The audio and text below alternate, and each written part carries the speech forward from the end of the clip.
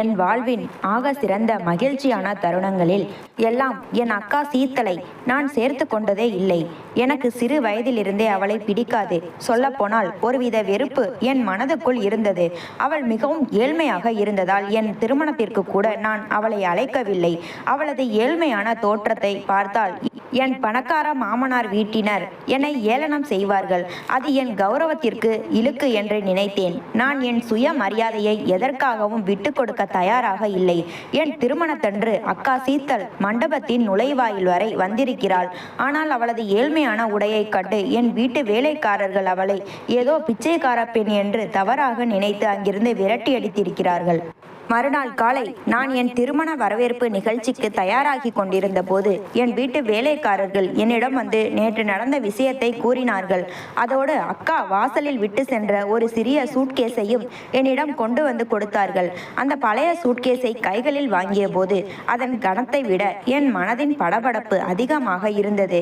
உள்ளே என்ன இருக்கும் என்ற குழப்பத்துடன் நான் அதை திறந்தேன். உள்ளே என் மறைந்த அம்மாவின் பாரம்பரிய நகைகளும் அதனுடன் மடித்து வைக்கப்பட்டிருந்த ஒரு கடிதமும் இருந்தன.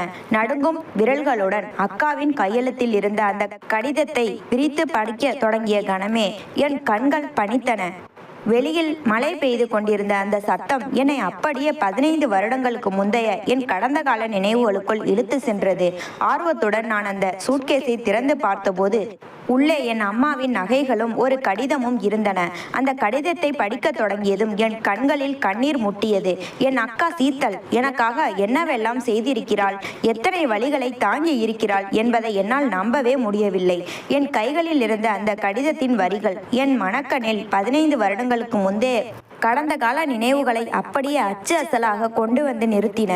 அன்று வெளியில் பலத்த மழை பெய்து கொண்டிருந்தது. வானம் இருண்டு பூமி குளிரும் அளவுக்கு மழை வெளுத்து வாங்கி கொண்டிருந்தது. மாற்றுத்திறனாளியான என் அம்மா வீட்டின் தாழ்வாரத்தில், அதாவது வெளியில் நீட்டி கொண்டிருந்த அந்த சிறிய சாய்வு மேற்கூரையில் கீழ் அமர்ந்து கொண்டு பெய்து கொண்டிருக்கும் மழையையும் வெளியுலக காட்சியையும் உற்று பார்த்து கொண்டிருந்தார். அதே நேரத்தில் வீடு முழுவதும் சுட சுட போடப்படும் பக்கோடாவின் வாசனையும் இஞ்சி தேநீரின் மனமும் மெல்ல பரவத் தொடங்கி இருந்தது. வறுமை நிறைந்த நம் சிறிய ஓட்டை குடிசையிலும் அந்த வாசனை ஒரு ஏழைக்குரிய திருப்தியை கொடுத்து கொண்டிருந்தது. அப்போது 15 வயதான நான் என் அறையில் ஒரு பழைய மேஜை விளக்கின் வெளிச்சத்தில் அமர்ந்து தீவிரமாக படித்து கொண்டிருந்தேன். அக்கா சீத்தல் சமையலறையிலிருந்து ஒரு தட்டில் புகையும் சுட சுட பக்கோடாவும் ஒரு கப்பில் நறுமணமிக்க தேநீரையும் எடுத்துக்கொண்டு என் அறைக்குள் வந்தாள். நான் அத்தனை கவனமாக படிப்பதை பார்த்ததும் அவளுக்குள் ஒரு பெருமிதம் வந்திருக்க வேண்டும். தட்டை அருகில் வைத்துவிட்டு என் தலையை மென்மையாக கோதி அன்போடு என் உச்சந்தலையை வருடினாள். பிரதாப், நீ நல்லா படிச்சு ஒரு நாள் பெரிய ஆளா வரணும்டா, ரொம்ப வெற்றியடையணும். உனக்காக நான் எப்பவும் கடவுள்கிட்ட வேண்டிக்கிறேன் என்றாள் பாசத்தோடு. ஆனால் அவளது அந்த அன்பான செய்கை எனக்குள் எரிச்சலையே மூட்டியது. நான் அவளது கையை என் தலையிலிருந்து ஒரு பலத்த உதைப்போடு சட்டென்று தட்டி விட்டேன்.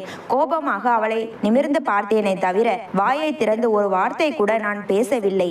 அக்கா சீத்தல் அநேகமாக என் கோபத்தின் பின்னணியில் இருந்த அந்த தவிப்பை, என் மௌனத்தின் ஜாடையை புரிந்து கொள்ளவில்லை என்றுதான் நினைக்கிறேன். நான் அவளிடம் ஏதோ ஒரு விஷயத்திற்காக கடும் கோபத்தில் இருக்கிறேன் என்பது அவளுக்கு தெரிந்தாலும் அதை அவள் பெரிதாக காட்டிக்கொள்ளவில்லை. அவள் மீண்டும் தன் உதடுகளில் ஒரு அழகான புன்னகையை வரவழைத்து கொண்டு என் முகத்தையே உற்று பார்த்தாள். படிப்பு அப்புறம் இருக்கட்டும் பிரதாப், தேநீரும் பக்கோடாவும் நல்லா சூடா இருக்கு. இது சரியான மழைக்காலம், ஆறி போனா நல்லா இருக்காது. முதல்ல இந்த புத்தகங்களை மூடி வச்சுட்டு இதை சாப்பிடு, அதுக்கப்புறம் நீ எவ்வளவு வேணாலும் படிச்சுக்கலாம் என்று மிக மென்மையாக கூறினாள். அவ்வளவு தூரம் நான் அவளது கையை தட்டிவிட்டும் அவள் என் மீது காட்டிய அந்த அதீத அக்கறையும் புன்னகையும் என் கோபத்தை இன்னும் பல மடங்கு அதிகரித்தது. அவள் அப்படி புன்னகைத்து விட்டு என் அறையை விட்டு நகர்ந்த போது எனக்குள் அவள் மீது சொல்லனா ஆத்திரமும் வெறுப்பும் தலைக்கேறியது.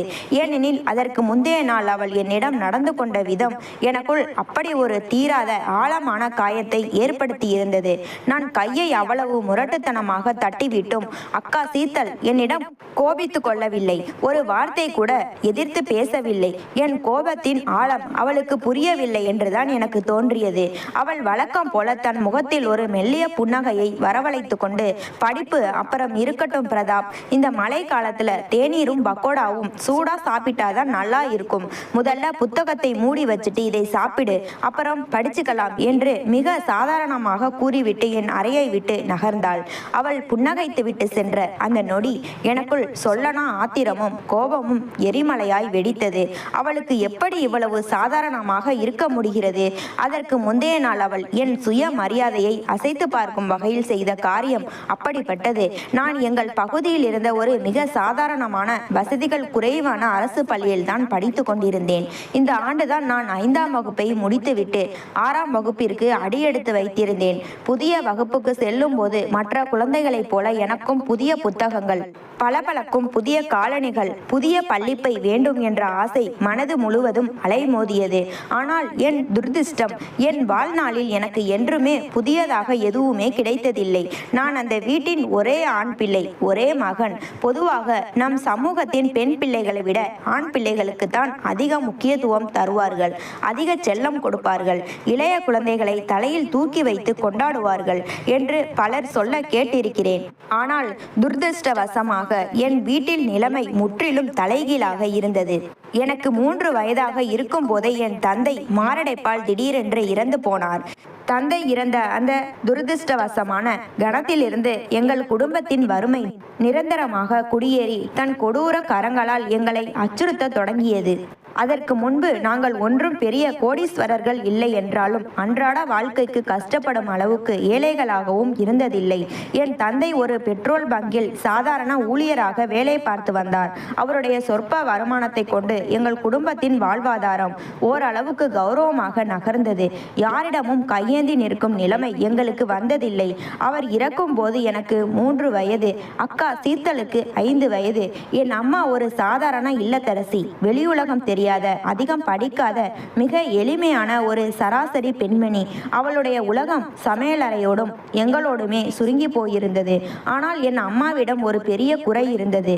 அவள் ஒரு மாற்றுத்திறனாளி. அவளால் கால்களை ஊன்றி சரியாக நடக்க முடியாது. என் தந்தைக்கு இது 2வது திருமணமாகும். அவருடைய முதல் மனைவி எந்த குழந்தையும் இல்லாமல் எதிர்பாராத விதமாக இறந்து போனார். அதன் பிறகு வாரிசு வேண்டுமென்று அவர் 2வது திருமணம் செய்ய நினைத்த போது என் அம்மாவின் வரன் வந்தது. அவள் மாற்றுத்திறனாளியாக இருந்தாலும் என் தந்தை அவளை நிராகரிக்கவில்லை. மாறாக அவளுடைய குறையை ஏற்றுக்கொண்டு மனமும் வந்து மகிழ்ச்சியோடு திருமணம் செய்து கொண்டார். அம்மா மாற்றுத்திறனாளியாக இருந்தாலும் வீட்டின் ஒரே இடத்தில் அமர்ந்து கொண்டே அவளால் முடிந்த பல வீட்டு வேலைகளை சுறுசுறுப்பாக செய்து முடித்து விடுவாள். அதன் பிறகுதான் அக்கா சீத்தல் இந்த உலகிற்கு வந்தாள். வறுமையின் பிடியில் சிக்கிய எங்கள் குடும்ப சூழ்நிலையை உணர்ந்தோ என்னவோ அவள் மிக சிறிய வயதிலேயே வீட்டின் அத்தனை வேலைகளையும் அச்சு அசலாக கற்றுக்கொள்ளத் தொடங்கினாள். என் தந்தை உயிரோடு இருந்த போதே அக்கா சீத்தலின் சுறுசுறுப்பை கண்டு அவளை அருகில் இருந்த ஒரு பள்ளியில் சேர்த்து படிக்க வைத்தார். அக்காவுக்கு படிப்பின் மீது அத்தனை ஆர்வம். அவள் தினமும் பள்ளிக்கு சென்று ஆசையாக படித்து வந்தாள். ஆனால் அவளது மழலை பருவம் நீடிக்கவில்லை. மிக சிறிய வயதிலேயே விளையாட்டு பொம்மைகள், தோழிகள் என எல்லாவற்றையும் மறந்துவிட்டு மாற்றுத்திறனாளியான அம்மாவுக்கு உதவியாக வீட்டு வேலைகளில் தன்னை ஈடுபடுத்திக் கொள்ள தொடங்கினாள். அவள் படித்து கொண்டும் அதே நேரத்தில் வீட்டு வேலைகளை செய்து கொண்டும் இருந்த அந்த சமயத்தில்தான் நான் பிறந்தேன். நான் பிறந்த பிறகு அக்கா சீத்தலுக்கு விளையாடுவதற்கு ஒரு நிஜமான ஆண் பொம்மையே கிடைத்தது போலானது. அக்காவுக்கு என் மீது அளவில்லாத பாசம். சிறு வயது முதலே என்னை ஆராதிப்பதிலும் எனக்கு எந்த குறையும் வராமல் மகிழ்ச்சியாக வைத்துக் கொள்வதிலுமே அவள் முழு மூச்சாக செயல்பட்டாள். ஆனால் காலம் எங்கள் சந்தோஷத்தை நீட்டிக்க விடவில்லை. நான் மெல்ல மெல்ல வளர்ந்து 3 வயதை எட்டிய போது ஒரு நாள் நள்ளிரவில் என் தந்தைக்கு கடுமையான மாரடைப்பு ஏற்பட்டது. மருத்துவமனைக்கு கொண்டு செல்லும் வழியிலேயே அவருடைய உயிர் பிரிந்தது. ஒரு நடுத்தர குடும்பத்தின் தூணாக இருந்த தந்தை மறைந்த பிறகு எங்கள் வீட்டின் நிலைமை மிக மோசமாக சரிந்தது. அவர் ஒரு சாதாரண பெட்ரோல் பங்க் வேலையில் இருந்து கொண்டு அன்றாட செலவுகளுக்கு சரியாக இருந்த பணத்தில் எதிர்காலத்திற்காக எந்த சேமிப்பையும் சேர்த்து வைக்கவில்லை. வரவிருக்கும் கடினமான காலங்களில் குடும்பத்தை காப்பாற்ற பணம் இல்லாமல் நாங்கள் தவித்தோம். தந்தை இறந்த அதிர்ச்சியில் என் அம்மா முற்றிலுமாக நிலை குலைந்து சுய நினைவற்றவள் போல படுக்கையிலேயே கிடந்தார். அந்த பிஞ்சு வயதில் எதையும் தாங்கிக் கொள்ளும் முதிர்ச்சி இல்லாத அக்கா சீத்தல் தான் அழுகையை அடக்கி கொண்டு அம்மாவை தாங்கி பிடித்தாள். ஆறுதல் சொல்லி தேற்றினாள். வீட்டின் அத்தனை வேலைகளையும் அக்கா தன் சிறிய கைகளால் செய்ய தொடங்கினாள். அது மட்டுமின்றி ஒரே இடத்தில் அமர்ந்திருக்கும் அம்மாவிடமிருந்து துணி தைக்கும் கலையையும் மிக கவனமாக கற்றுக்கொண்டாள். அம்மாவுக்கு கால்கள் சரியாக வராததால் அவளால் தையல் இயந்திரத்தின் மிதியை சரியாக இயக்க முடியாது. அக்கா சீத்தல் அம்மாவின் அருகில் அமர்ந்து கொண்டு கைகளால் துணிகளை பிடித்து கொண்டு தைக்க பழகினாள். நாட்கள் செல்ல செல்ல அக்கா சீத்தல் தனியாகவே துணிகளை வெட்டி தைக்கும் அளவு திறமைசாலியானாள். எங்கள் தெருவில் இருக்கும் பெண்களின் ஜாக்கெட், சுடிதார் போன்ற உடைகளை மிக குறைந்த கூலிக்கு தைத்து கொடுக்க தொடங்கினாள். ஒரு புறம் தையல் இயந்திரத்தின் சத்தம், மறுபுறம் அவளது பள்ளி படிப்பு என 2 குதிரைகளில் ஒரே நேரத்தில் சவாரி செய்தாள். இந்த விகாரமான சூழ்நிலைதான் என் அக்கா சீத்தலை சிறு வயதிலேயே ஒரு முதிர்ந்த பொறுப்பான பெண்ணாக மாற்றியது. ஆனால் இதையெல்லாம் புரிந்து கொள்ளும் பக்குவம் எனக்கு அப்போது இல்லை. எனக்குள் அவளது உழைப்பை பார்க்க தெரியவில்லை. மாறாக அக்கா சீத்தலின் மீதான வெறுப்புதான் நாளுக்கு நாள் என் மனதில் ஒரு விருட்சமாக வளர்ந்து கொண்டிருந்தது. அக்கா சீத்தல் அக்கம் பக்கத்து வீட்டு பெண்களின் துணிகளை தைத்து கொடுத்து கொண்டே தன் பள்ளி படிப்பையும் எவ்வித தொய்வும் இல்லாமல் தொடர்ந்து வந்தாள். சிறு வயதிலேயே ஒரு குடும்ப பொறுப்பை தன் தோள்களில் சுமக்கும் அளவுக்கு அவள் பெரியவளாகவும் பக்குவம் உள்ளவளாகவும் மாறிவிட்டாள் என்பது உண்மைதான். ஆனால் இதையெல்லாம் தாண்டி எனக்குள் அவள் மீது ஒரு தீராத வெறுப்பு வளர மிக முக்கியமான காரணம் ஒன்று இருந்தது. வீட்டில் பண பற்றாக்குறை இருந்ததால் அம்மா எப்போதும் அக்கா சீத்தல் பயன்படுத்தி பழையதான சிறியதாகி போன உடைகளையே எனக்கு போட்டு விட்டார். ஆண் பிள்ளை பெண் பிள்ளை என்ற பாகுபாடே இல்லாமல் அக்காவின் பாவாடை சட்டைகளை தவிர்த்து மற்ற உடைகளை எனக்கேற்றவாறு ஏதோ கொஞ்சம் மாற்றி உடுத்த சொல்வார். அக்காவின் பழைய துணிகளை அணிந்து கொண்டு நான் தெருவில் மற்ற குழந்தைகளுடன் விளையாட போகும்போது அந்த பிள்ளைகள் என்னை சுட்டி காட்டி கைகளை கொட்டி கேலி செய்வார்கள், ஏளனமாக சிரிப்பார்கள். சிறு வயதிலேயே அந்த பிஞ்சு மனதில் இந்த அவமானம் ஆழமாக பதிந்து எனக்குள் ஒரு பெரிய தாழ்வு மனப்பான்மையையும் எரிச்சலையும் ஏற்படுத்த தொடங்கியது. தெருவில் இருக்கும் மற்ற குழந்தைகள் கைகளில் புதிய பொம்மைகளை வைத்து விளையாடுவதை பார்த்துவிட்டு நானும் ஆசையாக அம்மாவிடம் ஓடி போய் புதிய பொம்மை கேட்டு பிடிவாதம் பிடிப்பேன். ஆனால் அம்மாவோ கபோர்டில் இருந்து ஒரு பழைய பொம்மையை எடுத்து கொடுத்து, தம்பி இதோ பாரு, இது உன் அக்கா சீத்தல் சின்ன வயசுல விளையாடி பத்திரமா வச்சிருந்த பொம்மை. அவ இதை ஒரு இடத்துல கூட உடைக்காம வீணாக்காம அழகா வச்சிருக்கா பாரு, இப்போ நீ இதை வச்சு விளையாடு என்பார். எனக்கோ மற்ற பிள்ளைகளைப் போல புதிய பொம்மை தான் வேண்டும். நான் அழத் தொடங்கினால் அம்மாவின் முகம் மாறிவிடும். வறுமையின் விரக்தியோ என்னவோ சில நேரங்களில் என் கன்னத்தில் பலார் என்று ஒரு அறையை விட்டு விடுவார். அமைதியா இரு, தேவையில்லாம பிடிவாதம் பிடிக்காதே, இருக்கிறதை வச்சு வாழ பழகிக்கோ என்று கோபமாக அதட்டுவார். நான் பள்ளியில் சேர்ந்த போதும் இதே துரதிர்ஷ்டம்தான் என் தொடர்கதையானது. அக்கா படித்து முடித்த பழைய புத்தகங்களை கொண்டுதான் நான் படிக்க வேண்டி இருந்தது. அது மட்டுமின்றி அக்கா சீத்தலின் பழைய பள்ளி சீருடையை அம்மா எனக்கேற்றவாறு தையல் இயந்திரத்தில் மாற்றி தைத்து கொடுப்பார். அதை உடித்து கொண்டுதான் நான் தினமும் பள்ளிக்கு செல்ல வேண்டும். வீட்டில் அம்மா எப்போதும் அக்காவை என் செல்ல மகள் என்று உருகி உருகி அழைப்பார். ஆனால் என்னை கூப்பிடும் போதெல்லாம் எந்த ஒரு பாசமும் இல்லாமல் வெறும் பிரதாப் என்று மட்டும்தான் கூப்பிடுவார். உண்மையில் அக்கா சீத்தல் என் மீது அன்பு காட்டுவதில் எந்த ஒரு குறையும் வைக்கவில்லை. தன் தம்பியின் ஆசைகளை எவ்வாறாவது நிறைவேற்ற வேண்டும் என்றுதான் அவளும் எப்போதும் துடித்தாள். அவள் வளர வளர வீட்டு வேலைகளுடன் தையல் வேலையையும் அதிகப்படுத்தினாள். அதோடு நில்லாமல் எங்கள் தெருவில் இருக்கும் சிறிய குழந்தைகளுக்கு மாலையில் டியூஷன் எடுக்கவும் தொடங்கினாள். அந்த குழந்தைகளின் பெற்றோர்கள் ஒன்றும் பெரிய தொகையை கொடுத்து விடவில்லை. மிக சொற்பமான பணமே கொடுத்தார்கள். என்றாலும் அதை மிக கவனமாக சேமித்து அக்கா தன் சொந்த பள்ளி செலவுகளையும் என் பள்ளி கட்டணத்தையும் அவளே செலுத்தினாள். ஆனால் அதெல்லாம் நான் சிறுவனாக இருந்தபோது சகித்து கொள்ளக்கூடியதாக இருந்தது. இப்போது நான் வளர்ந்து விட்டேன், விவரம் தெரிந்தவனாக மாறிவிட்டேன். அதனால் எனக்கு இந்த பழைய வாழ்க்கை முற்றிலும் பிடிக்காமல் போனது. மற்றவர்கள் தூக்கி போட்ட பொருள்களிலும் பழைய விஷயங்களிலும் என் வாழ்க்கையை கழிப்பதை என்னால் சகித்து கொள்ளவே முடியவில்லை.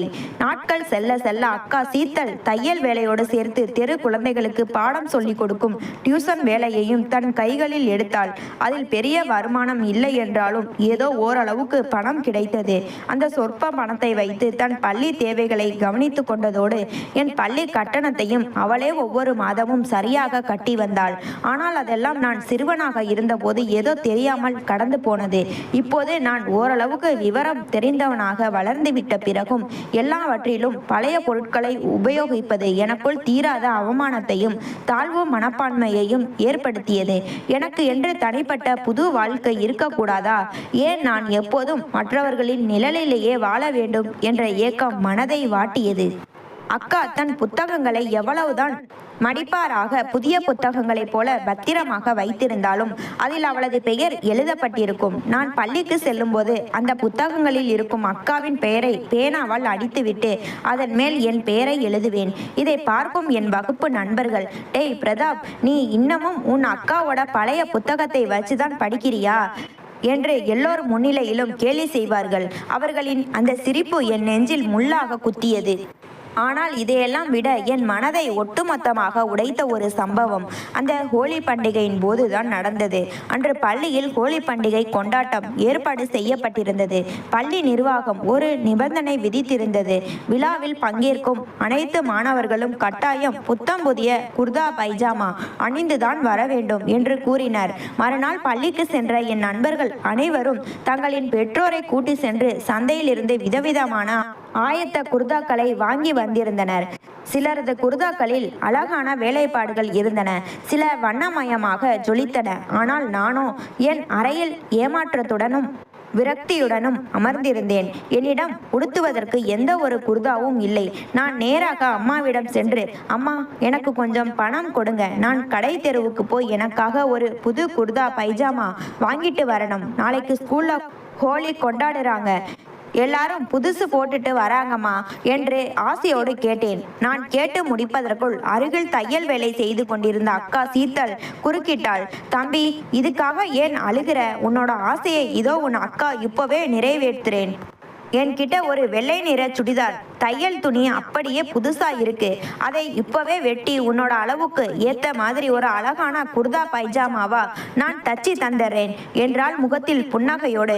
அவள் சொன்ன அந்த வார்த்தை எனக்குள் அத்தனை நாட்களாக தேக்கி வைத்திருந்த கோபத்தை எரிமலையாக வெடிக்க செய்தது. போதும் அக்கா, நிறுத்து. எப்ப பார்த்தாலும் உன்னோட துணியை வெட்டி தைக்கிறது, உன்னோட பழைய பொருளை தர்றது, இதேதான் நீயும் அம்மாவும் செஞ்சுட்டு இருக்கீங்க. இனிமேல் உன்னோட துணியில செஞ்ச எந்த உடையையும் நான் போட மாட்டேன். எனக்கு பஜார்ல விற்கிற புது குர்தா பைஜாமா தான் வேணும் என்று கத்தி கூச்சலிட்டேன். நான் பிடிவாதம் பிடித்து அழுவதை பார்த்து அம்மா என் அருகில் வந்து பாசத்தோடு அனைத்து சமாதானம் செய்ய முயன்றார். பிரதாப், சொல்றதை கேளுடா. உன் அக்கா எவ்வளவு கஷ்டப்பட்டு ரா பகலா வேலை செய்கிறான்னு உனக்கு தெரியும். இந்த வீட்டோட குடும்ப செலவை அவ தான் தாங்குறாள். நம்மளால முடிஞ்ச வரைக்கும் காசை சேமிக்கணும் இல்லையா? நீ பஜார்ல போய் வாங்கினா குர்தா ரொம்ப விலை அதிகமா இருக்கும். அதுவே உன் அக்கா இப்போ உனக்கு இலவசமா ரொம்ப அழகா தச்சு தந்துடுவா. நீ அதை போட்டா ரொம்ப லட்சணமா இருப்ப பாரு. அது மட்டும் இல்ல, உன் அக்கா உனக்காக ஹோலி விளையாட கலர் பொடிகளும் வாங்கி வச்சிருக்கா. நாளைக்கு இதை ஸ்கூலுக்கு எடுத்துட்டு போய் எல்லோரோடவும் சந்தோஷமா விளையாடுடா என்றார். அம்மாவின் அந்த பேச்சு என் ஆத்திரத்தை இன்னும் அதிகரித்தது. சேமிப்பு சேமிப்பு சேமிப்பு, இந்த வீட்டுல சேமிப்புங்கிற பேர்ல எப்பவும் எனக்கு மட்டும் தான் அநீதி நடக்குது. அக்காவுக்கு மட்டும் எல்லாம் புதுசா கிடைக்குது, ஆனா எனக்கு மட்டும் எப்பவும் நீங்க சேமிப்பு பாடத்தை நடத்துறீங்க.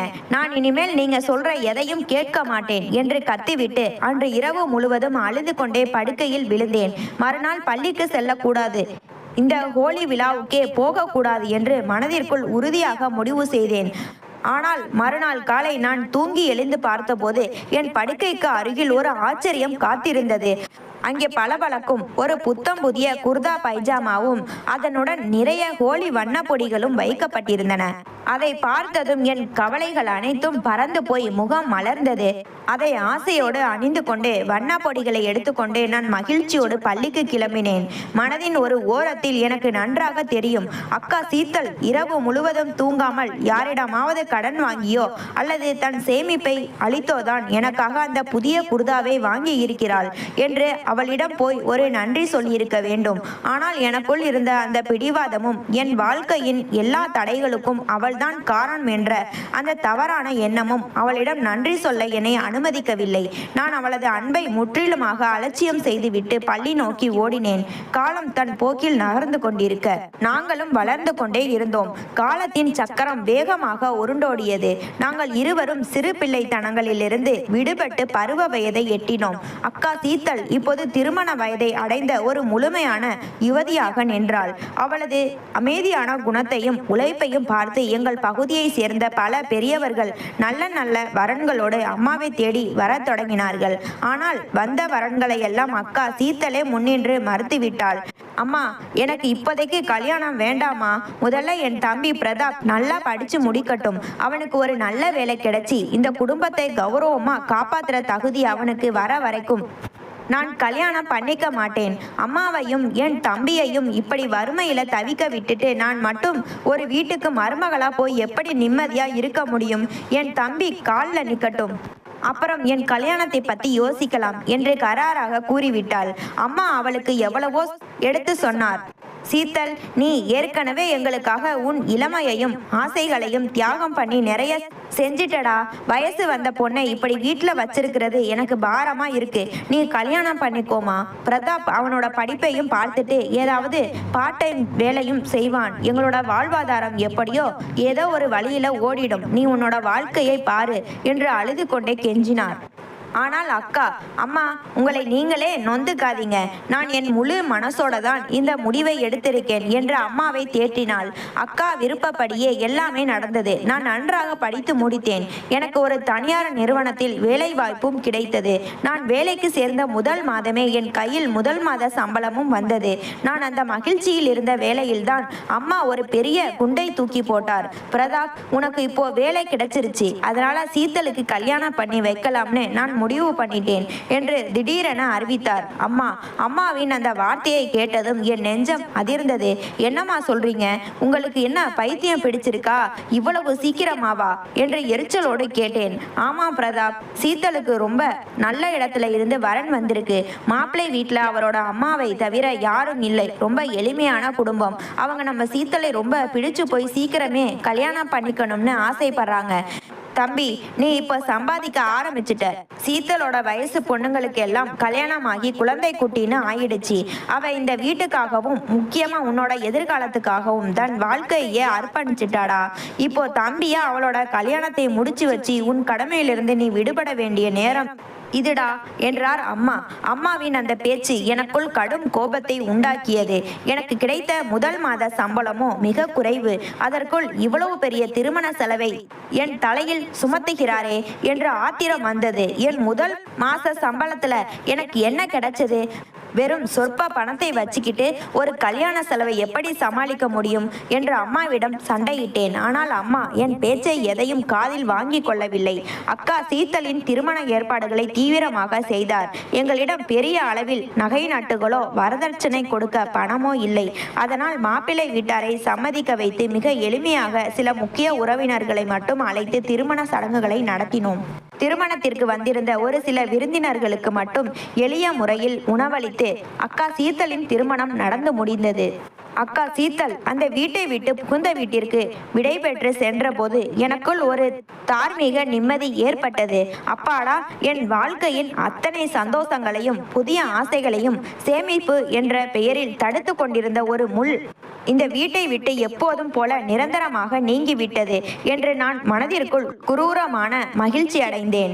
அக்கா சீத்தல் திருமணம் முடிந்து தன் புகுந்த வீட்டிற்கு சென்ற மறுநாள் காலை நான் தூங்கி எழுந்த போது அந்த வீடே ஏதோ பாலடைந்து வெறிச்சோடி கிடப்பது போல ஒரு விசித்திரமான அமைதி சூழ்ந்திருந்தது. எனக்கு விழிப்பு தட்டி 1 மணி நேரத்திற்கு மேலாகியும் எனக்கு காலை உணவு கிடைக்கவில்லை. குடிக்க தேநீரும் வரவில்லை. அக்கா இந்த வீட்டில் இருந்தவரை நான் கண் விழிப்பதற்கு முன்பாகவே சுட சுட தேநீரும் பலகாரமும் என் படுக்கைக்கு வந்துவிடும். நான் பசியோடு சமையல் அறைக்குள் சென்று பார்த்தபோது அங்கே பாத்திரங்கள் எல்லாம் கவிழ்ந்து சமைப்பதற்கு எதுவுமே இல்லாமல் அப்படியே காலியாக கிடந்தது. மாற்றுத்திறனாளியான என் அம்மாவும் அக்கா இல்லாத ஏக்கத்தில் முகம் வாடி சோகமாக அமர்ந்திருந்தார். நான் அம்மாவிடம் சென்று, என்னம்மா இது, இன்னைக்கு எனக்கு காலையில சாப்பாடு கிடைக்குமா கிடைக்காதா? பசி உயிரை கொல்லுது என்று சற்றே சினத்துடன் கேட்டேன். அம்மா என் கைகளை தன் கைகளில் ஏந்தி கொண்டு கண்களில் நீர் முட்ட கூறினார். பிரதாப், உனக்கே தெரியும், உன் அக்காவுக்கு இப்போ கல்யாணமாகி போயிட்டா. அவ வெறும் 7 வயசா இருக்கும் போதிலிருந்தே இந்த வீட்டின் அத்தனை வேலைகளையும் தன் கைகளாலேயே இழுத்து போட்டு பார்த்தவடா. எனக்கு உடம்பு சரியாக வராததால நான் ஒரு ஓரமா உட்கார்ந்து கடவுளை வேண்டிக்கிட்டு மட்டும்தான் இருக்கேன். என்னால எந்த வேலையும் செய்ய முடியாதடா. நீயே உனக்கும் எனக்கும் சேர்த்து சமைக்க பழகு. இல்லை என்றால் கடைக்கு போய் சாப்பாடு வாங்கிட்டு வா. நானும் நீ எப்போ சாப்பாடு தருவன்னு பசியோடு தான் காத்துக்கிட்டு இருக்கேன் என்றார். அவர் மேலும் தொடர்ந்து, பிரதாப், இதனால் தான் உன் அக்கா கல்யாணம் பண்ணிக்கவே பயந்தாடா.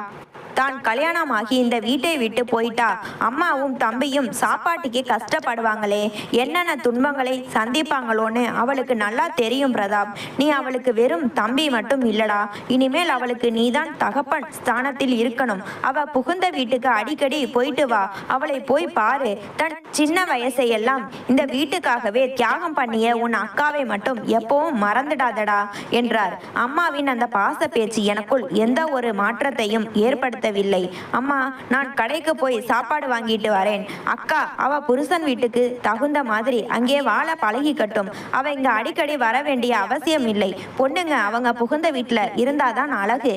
வீட்டு வேலைகளை பத்தி நீங்க கவலைப்படாதீங்க, நாம 2 பேர் தானே இருக்கோம். நான் இனிமேல் கடையிலேயே சாப்பாடு வாங்கிட்டு வந்து தரேன் என்று கராராக கூறிவிட்டு வீட்டை விட்டு வெளியேறினேன். நாட்கள் மெல்ல மெல்ல நகர்ந்தன. நாங்களும் தினமும் கடையிலிருந்து வாங்கி வந்த உணவுகளையே சாப்பிட பழகினோம். ஆனால் வீடு அசுத்தமாகி கிடந்தது. துணிகள் தேங்கின. அக்கா சீத்தல் வீட்டை பராமரித்த அந்த நேர்த்தியும் தூய்மையும் சாப்பாட்டின் சுவையும் இப்போது எங்கள் வீட்டில் துளியும் இல்லை. அம்மாவால் முடிந்த ஏதோ கொஞ்சம் வேலைகளை மட்டும் செய்து கொண்டார். நான் அக்கா இனி புகுந்த வீட்டிற்கு சென்ற பிறகு எங்கள் பக்கமே வரமாட்டாள் என்றுதான் நினைத்தேன். ஆனால் அவளோ திருமணமான 2 மாதங்களிலேயே வாரத்திற்கு 1 முறை அல்லது 2 முறை எங்கள் வீட்டிற்கு வர தொடங்கினாள். அவள் இங்கு வரும்போதெல்லாம் தேங்கி கிடக்கும் எங்கள் துணிகளை எல்லாம் துவைத்து வீட்டை அக்குவேர் ஆணிவேராக சுத்தம் செய்து எங்களுக்கு 2-3 நாட்களுக்கு தேவையான உணவுகளையும் சமைத்து வைத்து விட்டு போனாள். அவள் மீண்டும் மீண்டும் எங்கள் வீட்டு விஷயங்களில் தலையிடுவதாகவே எனக்கு தோன்றியது. அம்மா, அக்காவை இங்க அடிக்கடி வர வேண்டாம்னு சொல்லுங்க, எனக்கு இதெல்லாம் பிடிக்கல, அவ தன் வாழ்க்கையை பார்க்கட்டும் என்று அம்மாவிடம் பல முறை சண்டையிட்டேன். ஆனால் அம்மாவோ எப்போதும் போல தன் மகளின் பக்கமே பேசி எனக்கு முட்டு கொடுத்தார். இதற்கிடையில் என் வேலை நன்றாக போய்க் கொண்டிருந்தது. வயதுக்கேற்ற முதிர்ச்சியும் உலக அறிவும் எனக்கு வர தொடங்கி இருந்தது. அந்த சமயத்தில்தான் சமூக ஊடகங்கள் வழியாக எனக்கு சஞ்சனா என்ற பெண்ணுடன் பழக்கம் ஏற்பட்டது. அவள் பார்ப்பதற்கு அத்தனை பேரழகியாக இருந்தது மட்டுமின்றி இந்த நகரத்தின் மிக பெரிய தொழிலதிபரின் ஒரே மகளாகவும் பணக்கார வீட்டு பெண்ணாகவும் இருந்தாள். நாங்கள் இருவரும் முகநூலிலும் இன்ஸ்டாகிராமிலும் நீண்ட நாட்கள் பேசி எங்கள் நட்பு காதலாக மாறி இருந்தது. இன்று அவளை முதலாக நேரில் சந்திப்பதற்காக ஒரு பெரிய சொகுசு உணவகத்தில் அப்பாயின்மெண்ட் வாங்கி இருந்தேன். அவளது வருகைக்காக என் இதயம் படபடப்புடன் காத்து கொண்டிருந்தது. சஞ்சனா வருவதற்கு 10 நிமிடங்களுக்கு முன்பாகவே நான் அந்த சொகுசு உணவகத்திற்கு சென்று அமர்ந்து விட்டேன். அங்கே மெல்லிய ஒளியில் மேற்கத்திய இசை ஒலித்து கொண்டிருந்தது. சற்று நேரத்தில் அவள் உள்ளே நுழைந்தாள். புகைப்படங்களில் பார்ப்பதை விடவும் நேரில் அவள் அத்தனை பேரழகியாக ஜொலித்தாள். அவளை பார்த்த கணமே என் கண்கள் நிலை குத்தி நின்றன. அவள் முன்னால் என் பேச்சாற்றலால் ஒரு பெரிய மாய வலையை வீசினேன். நான் மிகவும் பண்பானவன், திறமையானவன் என்பது போல காட்டிக்கொண்டேன். என் பேச்சில் மயங்கி அவள் என் மீது தீராத காதலில் விழுந்தாள். உண்மையில் என் நிலைக்கு அப்படி ஒரு பணக்கார பெண் தான் தேவையாக இருந்தாள். என் தற்போதைய சொற்ப சம்பளத்தை வைத்துக்கொண்டு என்னால் சொகுசு வாழ்க்கை வாழ முடியாது. மறுபுறம் என் அக்கா சீத்தலின் வாழ்க்கையோ மிகவும் ஏழ்மையான ஒரு குடும்பத்தில் அமர்ந்திருந்தது. அவள் தன் வறுமை துன்பங்களை எல்லாம் அம்மாவிடம் வந்து சொல்லி அழுவாள். அம்மாவும் தன்னிடம் இருக்கும் சொற்ப பணத்தை அவளுக்கு தெரியாமல் கொடுத்து கொண்டிருப்பார். இதையெல்லாம் பார்க்கும்போது எனக்குள் ஆத்திரம் பொங்கும். பல முறை நான் அம்மாவிடம் மீது எரிந்து விழுந்திருக்கிறேன். ஆனால் அம்மாவின் கண்ணீர் என்னை உணர்வு பூர்வமாக முடக்கிவிடும். இப்போது அம்மாவோ படுத்த படுக்கையாக தொடர் நோயாளியாக மாறிக்கொண்டிருந்தார். இப்படிப்பட்ட இக்கட்டான சூழ்நிலையில் சஞ்சனா போன்ற ஒரு கோடீஸ்வர வீட்டு பெண் என்னை காதலிப்பது எனக்கு கிடைத்த ஒரு வரப்பிரசாதம். அவள் என் வறுமையை பார்த்து வரவில்லை, என் வசீகர தோற்றத்தை பார்த்து வந்தவள். நான் அவளிடம் என் ஏழ்மை நிலையை முழுமையாக மறைத்து ஒரு நல்ல நிறுவனத்தில் கௌரவமான வேலை பார்ப்பதாக பொய் உரைத்தேன். நான் அவளது கைகளை பற்றி, சஞ்சனா, உனக்கு இங்க வரதில் எந்த பிரச்சனையும் இல்லையே. நான் வேணும்னா உன்னை வந்து கூட்டிட்டு வந்திருப்பேனே என்றேன் அத்தனை அக்கறையாக. அவள் அழகாக புன்னகைத்து, ஐயோ, எனக்கு என்ன பிரச்சனை பிரதாப், சொந்தமாக காரும் டிரைவரும் இருக்காங்க, அவங்க கிட்ட முகவரியை சொன்னேன், கூட்டிட்டு வந்துட்டாங்க. நீ என்னை நினைச்சு இவ்வளவு கவலைப்படாத, நான் ஒன்றும் சின்ன குழந்தை இல்லை, என்னை பார்த்துக்க எனக்கு தெரியும் என்றாள். நான் அவளது கண்களை உற்று பார்த்து, நீ எப்போதும் எனக்கு ஒரு குழந்தை தான் சஞ்சனா, உன்னை பத்திரமா பார்த்துக்கிறதுக்காகவே அந்த கடவுள் என்னை படைச்சிருக்கார் போல.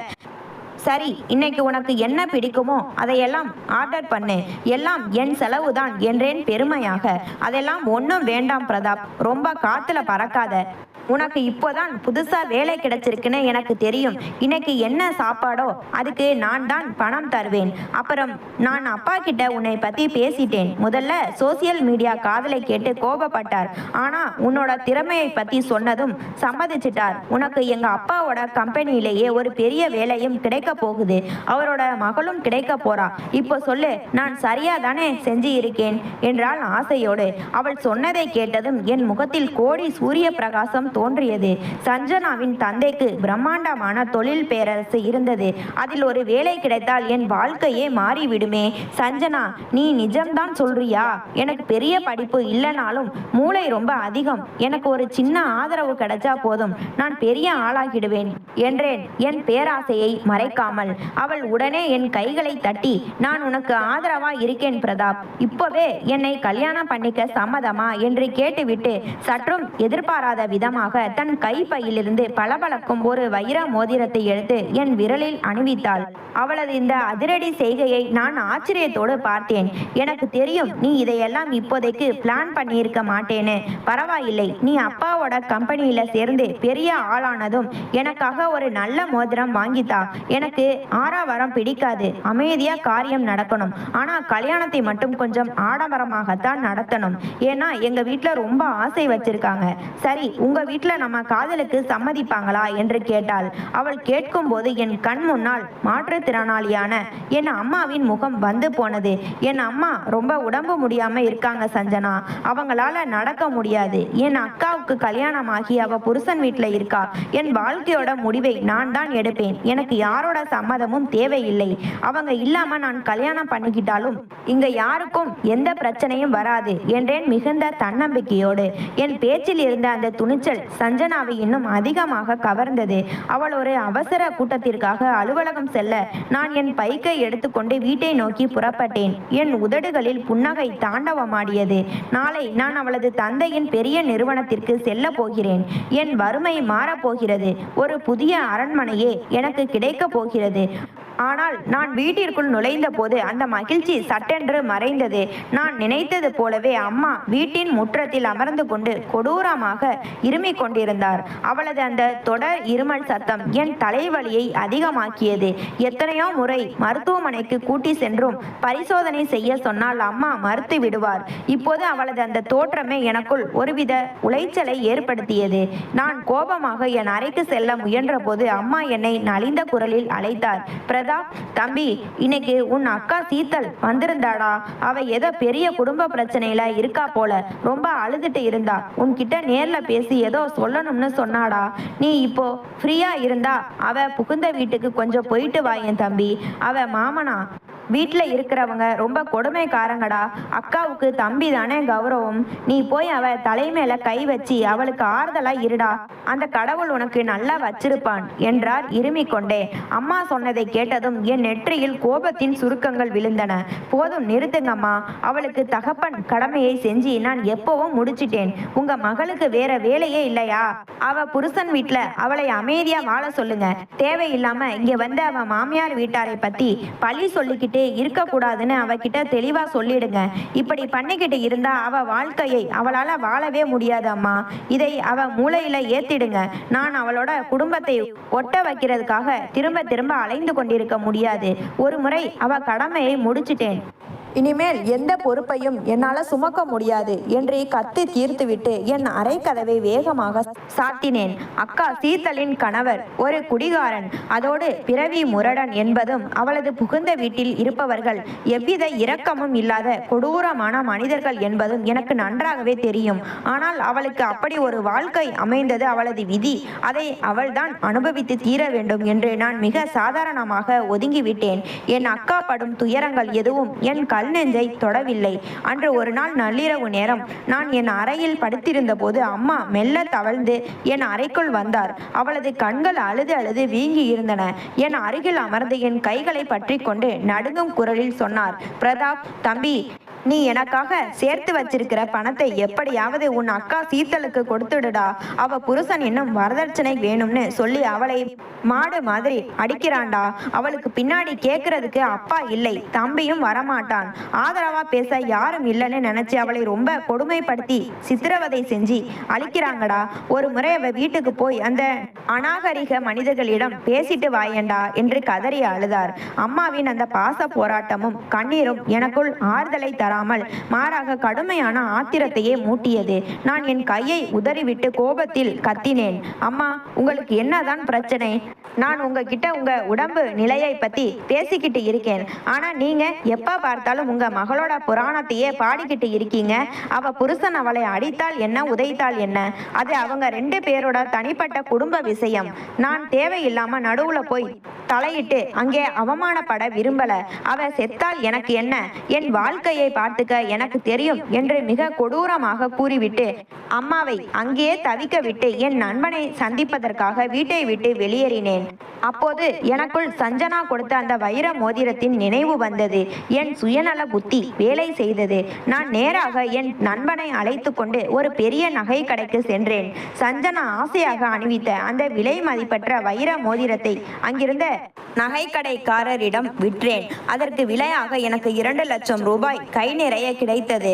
அப்பாடா, இந்த 2 லட்சம் ரூபாய் என் திருமணத்தின் போது என் சொந்த செலவுகளுக்கும் எதிர்காலத்திற்கும் பயனுள்ளதாக இருக்கும் என்று பேராசையோடு அதை என் பையில் பத்திரப்படுத்தி கொண்டேன். நான் பணக்காரனாக போகிறேன் என்ற மமதையில் மிதந்து கொண்டிருந்த அந்த சமயத்தில் தான் என் கைபேசி அலறியது.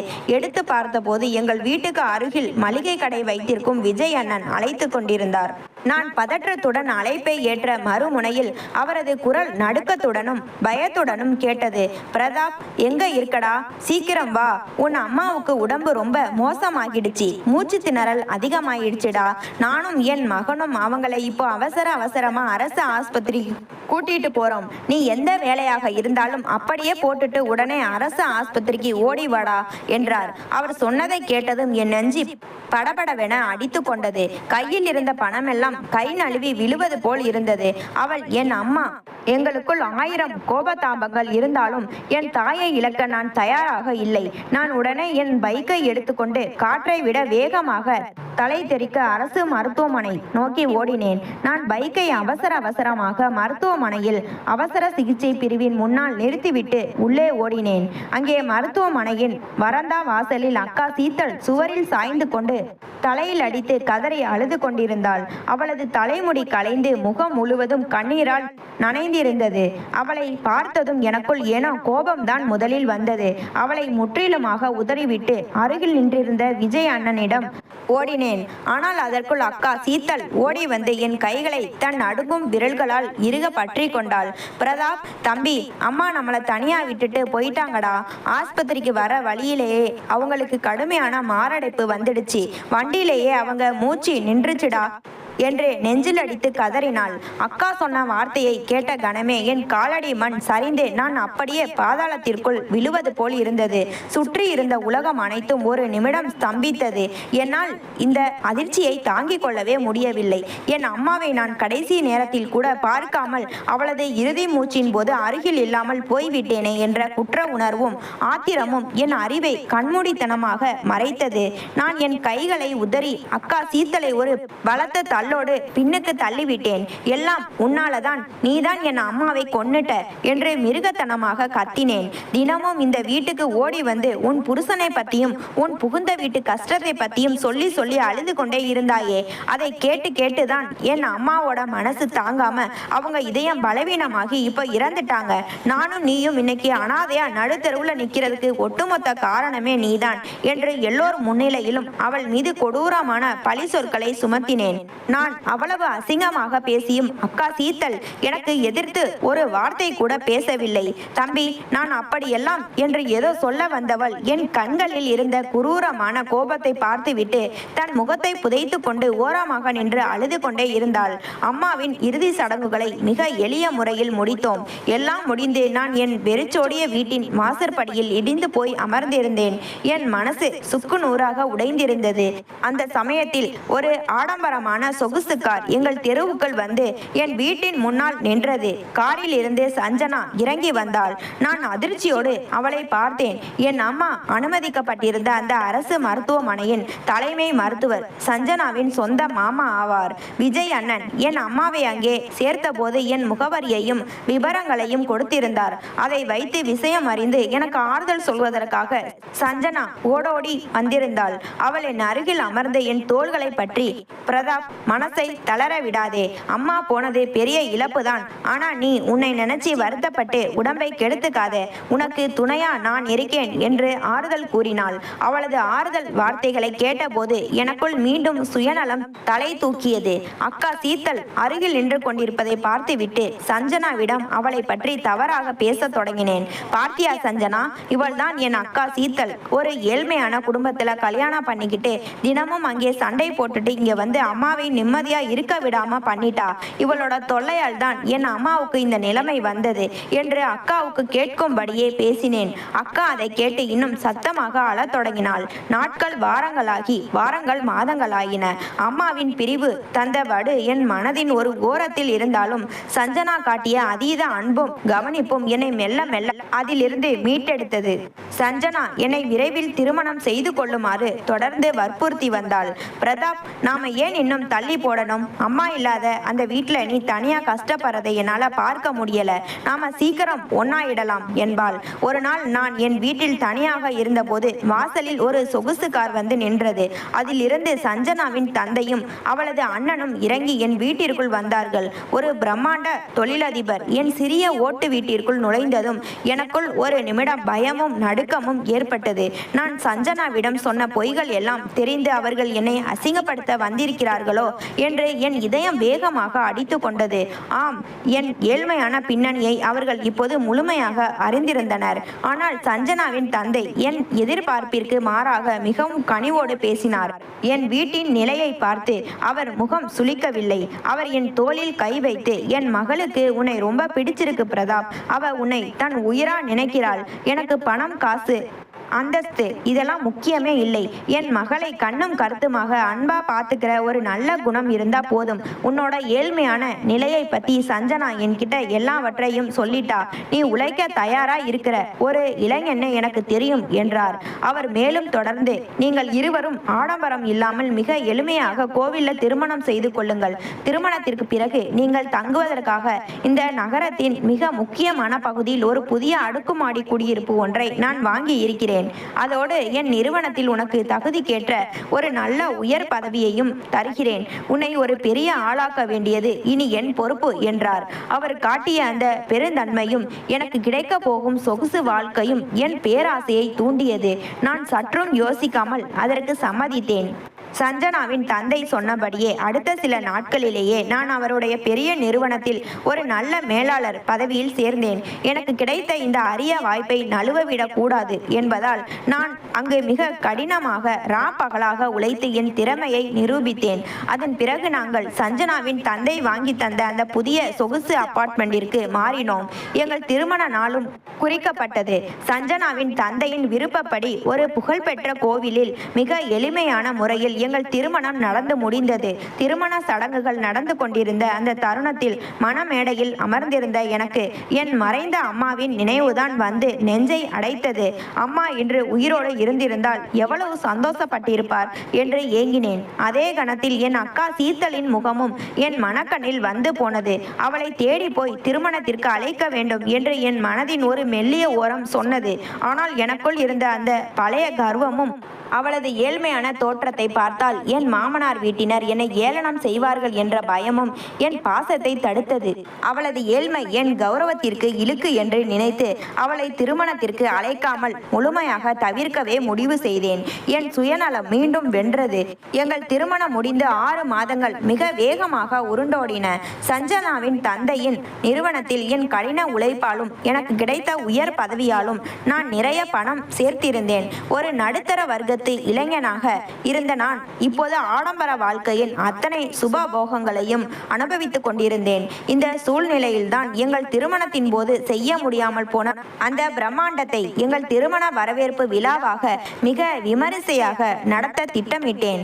நகரத்தின் மிக விலை உயர்ந்த 5 நட்சத்திர ஹோட்டலில் அரங்கம் முன்பதிவு செய்யப்பட்டது.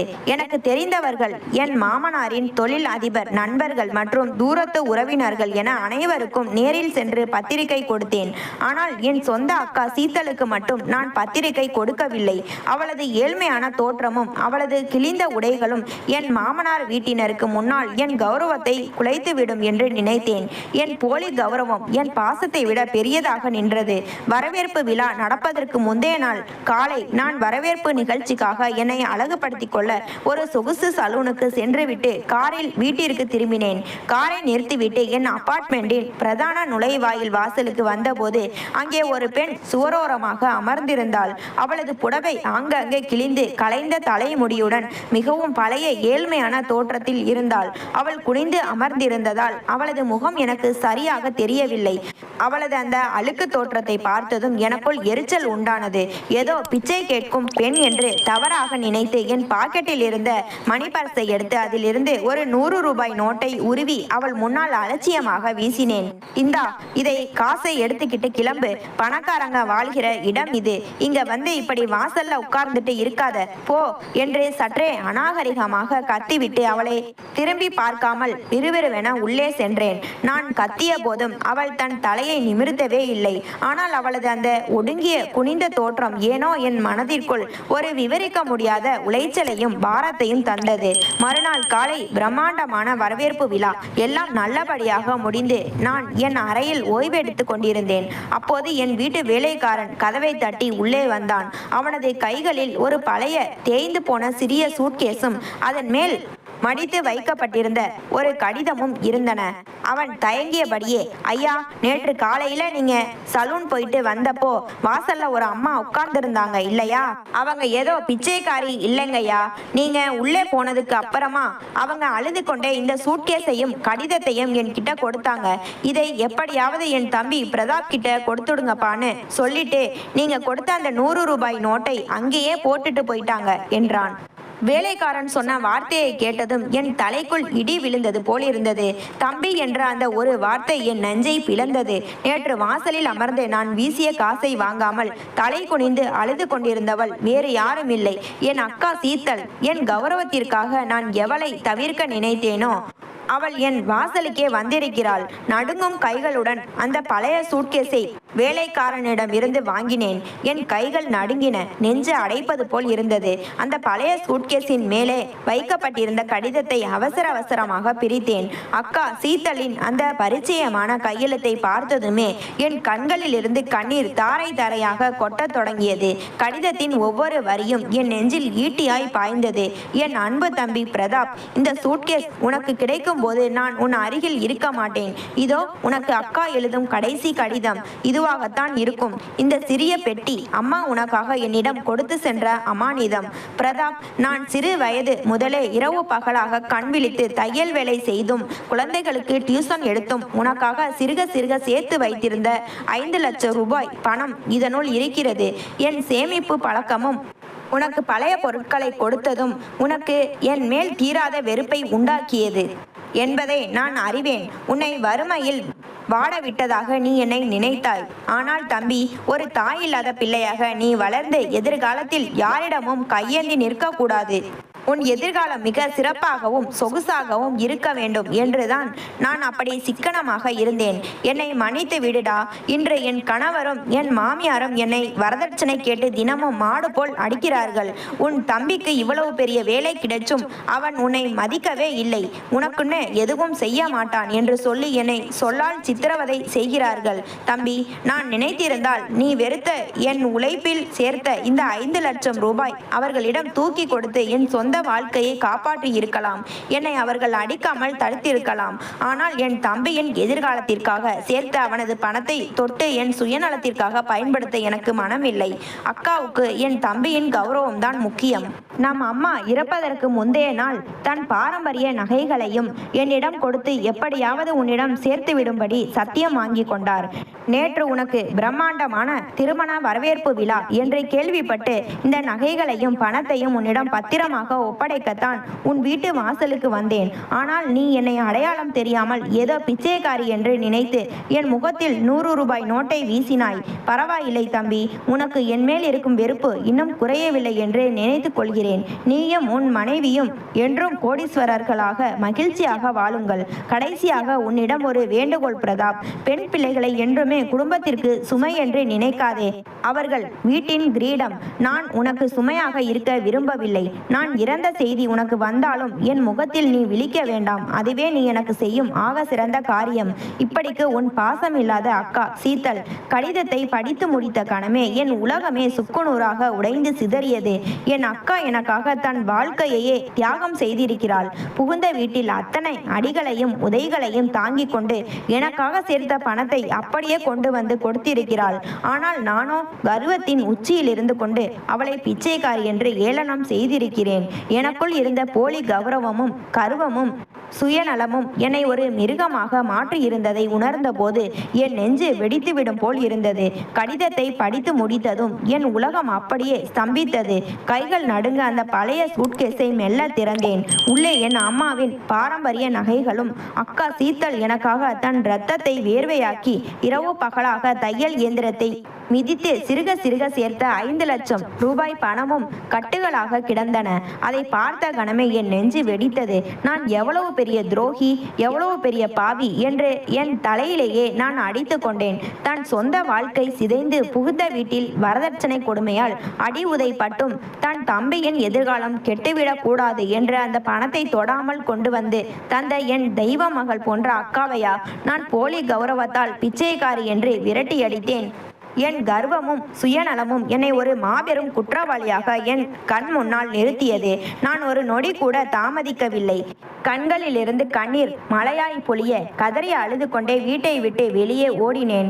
என் காரை எடுத்துக்கொண்டு என் அக்கா வாழும் நரகத்தை நோக்கி மின்னல் வேகத்தில் காரை செலுத்தினேன். நான் அக்காவின் புகுந்த வீட்டின் வாசலை அடைந்த போதே உள்ளே இருந்த அக்கா சீத்தலின் அலறல் சத்தமும் அழுகை குரலும் என் காதுகளில் விழுந்து என் நெஞ்சை கிழித்தது. நான் கதவை தள்ளி கொண்டு உள்ளே பாய்ந்தேன். அங்கே அவளது கொடூர கணவன் கையில் ஒரு தடியை வைத்துக்கொண்டு என் அக்காவை மிருகத்தனமாக அடித்து கொண்டிருந்தான். அவளது மாமியார் அருகில் நின்று கொண்டு வேடிக்கை பார்த்து கொண்டிருந்தாள். எங்கடி அந்த சூட்கேஸ்? விடுஞ்சதிலிருந்து தேடுறேன், காணும். உன்கிட்ட இருந்த நகையும் பணமும் எங்கே? அதை உங்க அம்மா உன்கிட்ட தானே கொடுத்தா. ஒழுங்கா அதை என்கிட்ட ஒப்படைச்சிடு, இல்லனா இன்னைக்கு உன்னை உயிரோட விடமாட்டேன் என்று அவன் கத்தி கொண்டே தடியை ஓங்கினான். அடிக்காதீங்க ப்ளீஸ், அடிக்காதீங்க என்று அக்கா தரையில் விழுந்து கதறினாள். அடுத்த நொடி எனக்குள் இருந்த தம்பியின் பாசமும் ஆத்திரமும் எரிமலையாக வெடித்தது.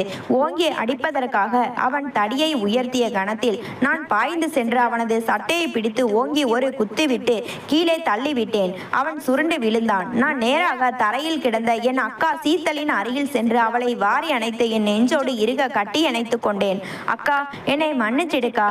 நான் தம்பியா இருக்க தகுதியே இல்லாத ஒரு பாவிக்கா. உன்னை அடையாளம் தெரியாத பிச்சைக்காரின்னு சொன்ன என் கைகளை நானே வெட்டிக்கணும் அக்கா, என்னை மன்னிச்சிடு என்று அவளது கால்களில் விழுந்து கதறி அழுதேன். என் குரலை கேட்டதும் அக்கா சீத்தல் அதிர்ச்சியோடு தன் கண்களை துடைத்து கொண்டு என்னை உற்று பார்த்தாள். அந்த நிலையிலும் அவளது கண்கள் என் மீது பாசத்தை பொழிந்தன. பிரதாப், தம்பி நீயா என்று என் தலையை தன் காயம்பட்ட கைகளால் கோதினாள். இதற்கிடையில் கீழே விழுந்த அவளது கணவனும் மாமியாரும் எழுந்து நின்று எங்களை ஏளனமாக பேசத் தொடங்கினர். பெரிய கௌரவக்காரன் வந்துட்டான், வரதட்சணை கொடுக்க துப்பில்லை, இப்ப வந்து சண்டை போடுறான், உன்னால முடிஞ்சதை பார்த்துக்கொடா என்று சவாலிட்டனர். நான் எதற்கும் அஞ்சவில்லை. என் கௌரவ பைத்தியம் அப்போது முற்றிலுமாக தெளிந்திருந்தது. இனி ஒரு நிமிடம் கூட என் அக்கா இந்த நரகத்தில் இருக்க மாட்டாள் என்று கராராக கூறி அக்காவின் கையை பிடித்து என் காரில் ஏற்றி நேராக என் வீட்டிற்கு அழைத்து வந்தேன். வீட்டிற்கு வந்ததும் சஞ்சனாவிடம் நடந்த உண்மைகளை அனைத்தையும், என் கடந்த கால பொய்களையும் உடைத்து சொன்னேன். சஞ்சனா ஒரு நல்ல குடும்பத்தில் பிறந்து சிறந்த கல்வி கற்ற பண்பான பெண் என்பதால் என் நிலையை புரிந்து கொண்டாள். அவள் என் அக்கா சீத்தலை தன் சொந்த மூத்த சகோதரியாக வீட்டின் கிரீடமாக அள்ளி அணைத்து ஏற்றுக்கொண்டாள். அவளது கனிவான உபசரிப்பு அக்காவின் காயம்பட்ட மனதிற்கு பெரிய மருந்தாக அமைந்தது. அதன் பிறகு சஞ்சனாவின் தந்தையின் உதவியோடும் சட்டத்தின் துணையோடும் என் அக்காவின் அந்த பெயரளவிலான கொடூர கணவனிடமிருந்து அவளுக்கு விவாகரத்து பெற்று தந்தேன். அந்த நரக வாழ்க்கைக்கு நிரந்தரமாக முற்றுப்புள்ளி வைத்தேன். அடுத்த சில மாதங்களிலேயே அக்கா சீத்தலின் தியாக வாழ்விற்கு மகுடம் சூட்டும் வகையில் அவளது குணத்திற்கு ஏற்றாற் போல ஒரு நல்ல படித்த வரதட்சணை பேராசை இல்லாத பண்பான ஒரு மாப்பிள்ளையை பார்த்து எங்கள் சொந்த செலவில் பிரம்மாண்டமாக திருமணம் செய்து வைத்தேன்.